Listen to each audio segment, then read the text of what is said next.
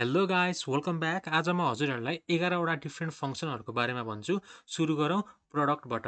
हामीलाई कुनै पनि नम्बर मल्टिप्लाई गर्नु पर्यो भने चाहिँ हामी प्रडक्ट युज गर्न सक्छौँ।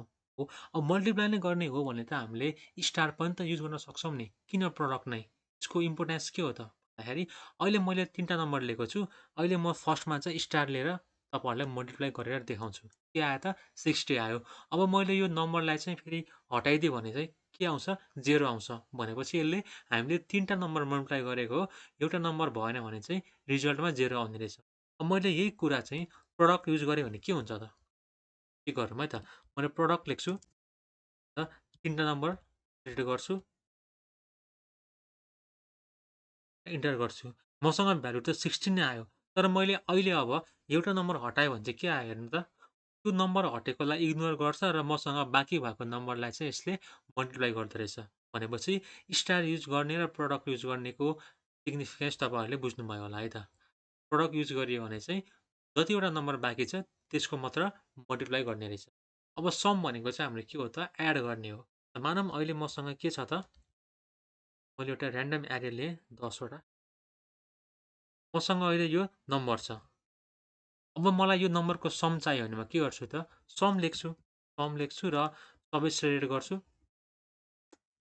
इन्टर गरेँ भने मलाई यसको सम आयो है। सम भनेको चाहिँ एड गर्ने हो। अब म्याक्स भनेको चाहिँ के हो भन्दाखेरि मलाई चाहिँ यो अब डेटाहरूबाट चाहिँ म्याक्सिमम नम्बर चाहियो भने म के गर्छु त? म्याक्स भन्ने फङ्सन युज गर्छु र कहाँदेखि कहाँसम्मको हाम्रो डेटाहरू हेर्नुपर्ने हो। सिलेक्ट गर्छु र इन्टर गरेँ भने मसँग यो एरेमा भएको डेटाहरूको म्याक्सिमम नम्बर चाहिँ 0.88 रहेछ भन्ने कुरा हामीले थाहा पायौँ। Similarly for minimum.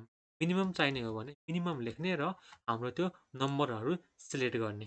अरू हामीले कमाले छुट्याएर नम्बरहरू लेख्दा पनि हुन्छ। हो, हाम्रो मिनिमम भ्यालु आयो।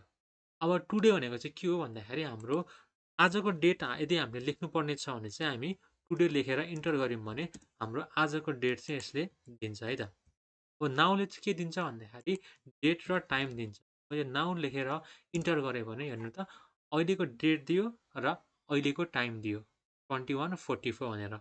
अब यो अप्परले चाहिँ के गर्छ भन्दाखेरि मानौँ मसँग एउटा नाम छ तामाङ विवेक भन्ने। अब मलाई यो तामाङ चाहिँ सबै क्यापिटल लेटरमा चाहियो भने म के गर्छु त? फेरि यसलाई म आफै क्यापिटल लेटरमा लेख्दिनँ। मैले अप्पर भन्ने फङ्सन युज गर्न सक्छु। अप्परले चाहिँ हाम्रो लोवर केसमा भएको टेक्स्टहरूलाई चाहिँ अप्पर केसमा लगिदिन्छ। हेर्नु त के आयो त? तामाङ भन्ने आयो। अब फेरि मैले यसलाई ड्र्याग गरेँ भने विवेकको पनि अप्पर केसमा। अब फेरि मलाई यदि मसँग टेक्स्ट चाहिँ अप्पर केसमा छ, मलाई चाहिँ लोवर केसमा चाहियो भने म लोवर भन्ने फङ्सन युज गर्न सक्छु। अब फेरि मैले यसलाई सिलेक्ट गर्छु र इन्टर गरेँ भने मसँग अप्परमा भएको टेक्स्ट चाहिँ लोवरमा आफै कन्भर्ट भयो। यो चाहिँ हाम्रो अप्पर र लोवरको काम भयो।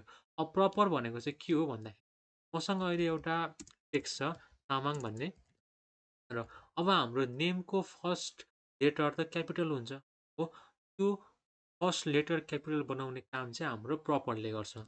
प्रपर लेख्ने र कुन टेक्स्ट हो यो टेक्स्ट सिलेक्ट गर्ने। अब हेर्नु त यहाँ तामाङको यहाँ सुरुमा हाम्रो स्मल लेटर छ। यहाँ चाहिँ के आयो त? क्यापिटल लेटर आयो। सिमिलरली फर मैले विवेक लेखेँ भने फर्स्ट लेटर चाहिँ हाम्रो यसले क्यापिटल बनाइदिन्छ।